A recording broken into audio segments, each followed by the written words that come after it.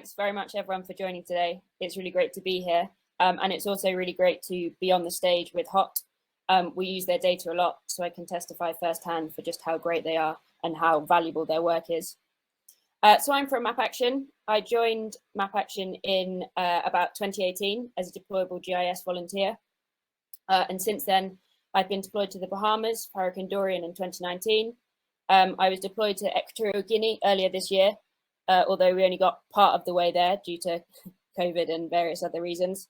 I've also done some work on a simulation event in Armenia, have remotely helped on some COVID projects in Libya and Kenya, and I've worked with civil society organizations in Nepal, Niger, and Indonesia. So MapAction is the leading geospatial charity for providing support after humanitarian disasters. Our main aim is to help get the right aid to the right people in the right place at the right time, with the main aim for helping to save lives and minimize suffering. So we're a very small charity. There's about 100 people, 75% of which are volunteers, and then we have a small team of support staff as well. So most of us do this in our spare time amongst our normal kind of day jobs. So I'm going to talk about kind of three main themes and pieces of work that MapAction does.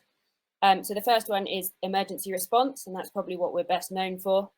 We then also do a lot of work on preparedness and skill sharing. And finally, I'm going to talk about some anticipatory action work, which is some of the really fascinating stuff. So in terms of emergency response, since the charity was founded in 2003, we have attended around 125 disasters. So that includes things like earthquakes, hurricanes, flooding, volcanoes, all sorts of different things. We normally aim to be on the ground within 24 to 48 hours after the disaster has happened, and we are often deployed with the United Nations. So we aim to do rapid mapping in order to understand kind of the situational overview and what's happened on the ground, and in order to coordinate the humanitarian response. And again, the reason for that is so that we make sure the right aid gets to the right place at the right time. COVID has made in-person deployments a little bit more tricky over the past kind of 2 years, but we've still managed to get out to Haiti for the earthquake a few months ago. We've also been to Equatorial Guinea, Guyana and Suriname, St. Vincent for the volcano, and last year we also went to Lebanon and Guatemala and Honduras. And yeah, as I said, COVID has obviously made getting out a little bit harder. So we've also done a lot of remote deployments. And in fact, the last 2 years have been some of our busiest ever years at the charity. So this is just a quick image of one of my teammates when they were working out in Haiti in the earthquake. And this is just to say that when we're working in the field, the conditions are normally far from ideal. Obviously, it's a disaster situation. And this was the tent they were working out in Haiti. So it was hugely hot, lacking in electricity. So things that might seem very simple and very easy for us to do at home are suddenly much more harder when we're out in the field. Time is also a luxury that we don't really have when we're in the field.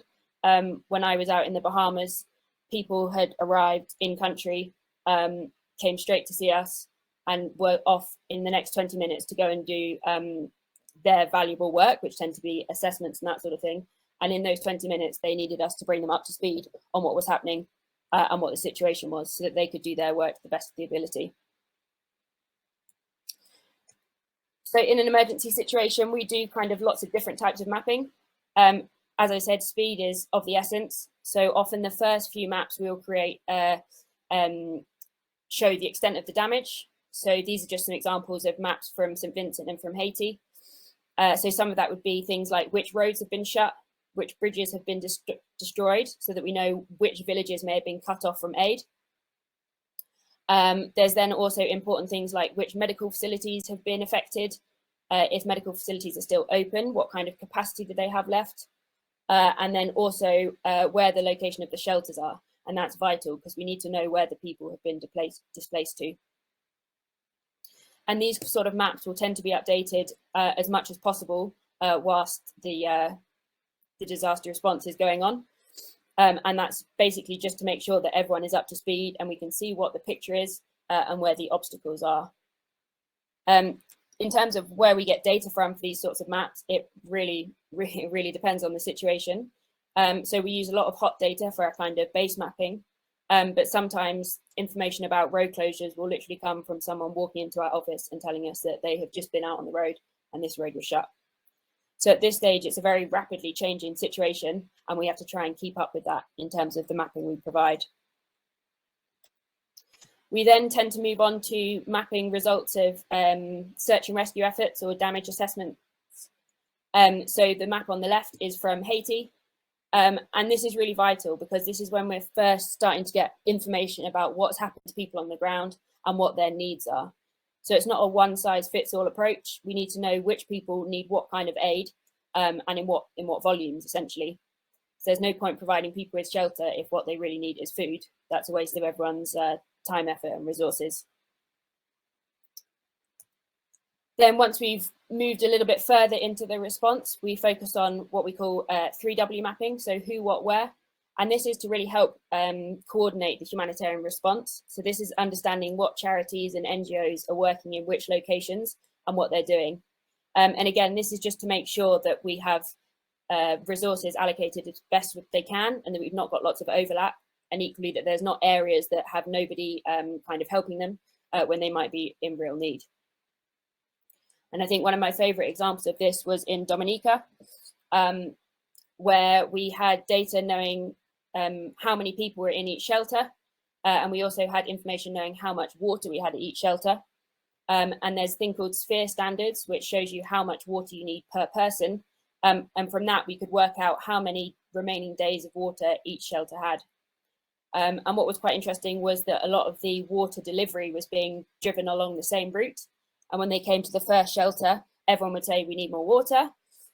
So all of the water would basically be deposited at the first few shelters, whereas some of the shelters much further down had no water and the deliveries were never making it to them. So by having this sort of mapping, it really helps to make sure that what is exactly needed gets to the right people. These are some pictures of when I was working out in the Bahamas. So we were the first plane to land after the hurricane happened, which made for quite a terrifying landing. And when we got there, we were staying on Nassau, which is the main island or the capital island. And that island was relatively unaffected. There was some flooding and some electricity supply problems, which is why we were having to map with head torches. But the main damage was done to two islands further in the north called Abaco and Grand Bahama. Hurricane Dorian was the slowest moving hurricane in record, which meant that it was basically just sat on top of those two islands, which made it very difficult for any aid to get there and also made it very difficult for any information to get back out. So no planes were allowed to land on the island, and the only aid that could get in was from ships, at least for the first few days. There was also no internet or telephone reception on the island. So in terms of getting information about what the damage was, again, there was very little coming out. So we actually ended up going on an aerial assessment, flying over the islands, and really saw firsthand the amount of damage that had been done. And that is some of the data we had to use straight away before more kind of traditional data sets came out. So one of the really great improvements, I guess, there has been in data in the last couple of years is the increase in easily accessible satellite imagery. And in the Bahamas, this was really, really, really useful. So this data came from Copernicus. They had analysed a lot of satellite imagery and come up with damage assessment data in terms of which buildings had been damaged. And we could use this and map it to identify which regions had been worst affected. Now, the reason why this was important is because one of the areas that was most affected was in an area called Marsh Harbour.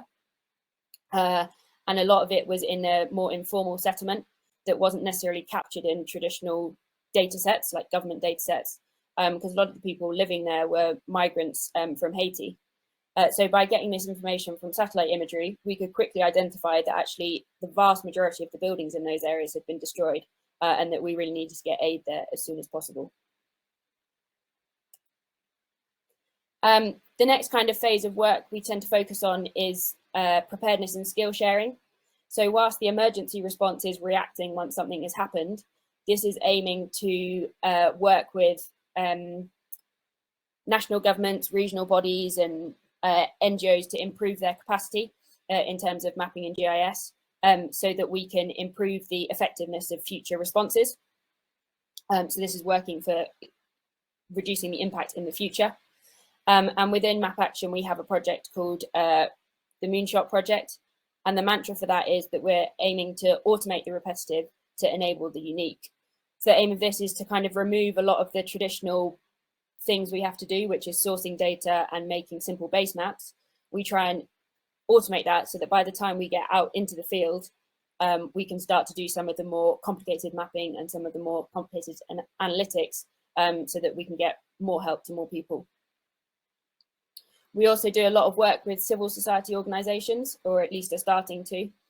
So we're trying to work with, I guess, smaller groups of people. As I said, there's only 100 people at MapAction, so it's quite difficult for us to work everywhere. But by doing this, we try and help improve the use of GIS and geospatial in the humanitarian response. So one example I'm just going to give is some work that I was doing with an organization in Nepal.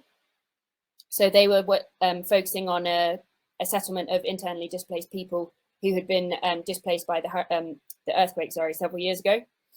And they were now worried that they were at risk of climate change and that their settlement was basically being flooded. But they had no way of proving that in traditional data sets, and they were finding it really difficult to kind of get support from a wider audience. So we helped them just analyze some satellite imagery, which you can see in the top two boxes. That's kind of 5 months of river morphology change, and you can see that the river is really starting to encroach in on their land.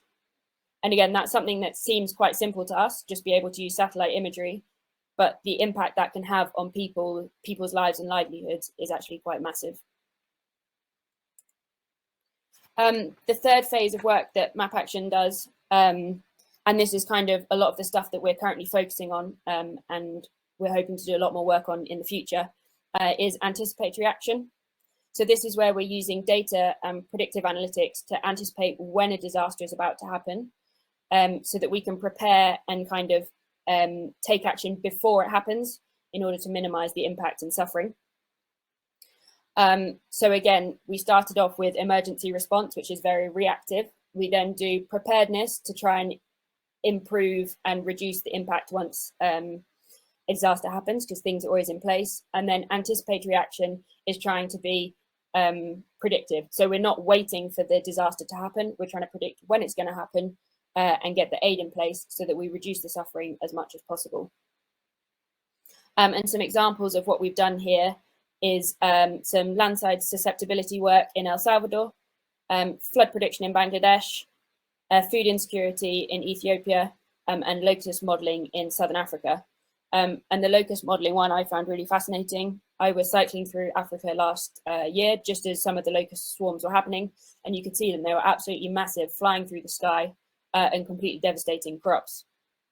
And these are often in areas where there are lots of other pressures already, you know, some due to climate change, some due to other natural disasters, some due to political pressures. And if we can predict when such events like the locusts swarms are going to happen, we can really reduce the pressure that's happening on the system, and yeah, basically try and minimize suffering as much as possible. So as I said, this kind of anticipatory action work is really, really exciting. It's using a lot of data, a lot of use of Google Earth Engine and all that sort of thing to try and predict, well, looking back at historical events, see if we could have predicted them from the data, and then seeing whether we can predict future events so that we can get that aid in place before something terrible happens. And I think this is, yeah, one of the ways where geospatial is really going to make a difference on the planet even more so, and is where a lot of the new kind of huge data sets out there are going to be most useful. So yeah, that was a very quick introduction to some of the things we do at MapAction. There's a lot more information about it on our website, and we're quite active on Twitter and Instagram and all things like that, which you can find us at the handle @MapAction. And if anyone has any questions, then I'll be happy to answer them if I can.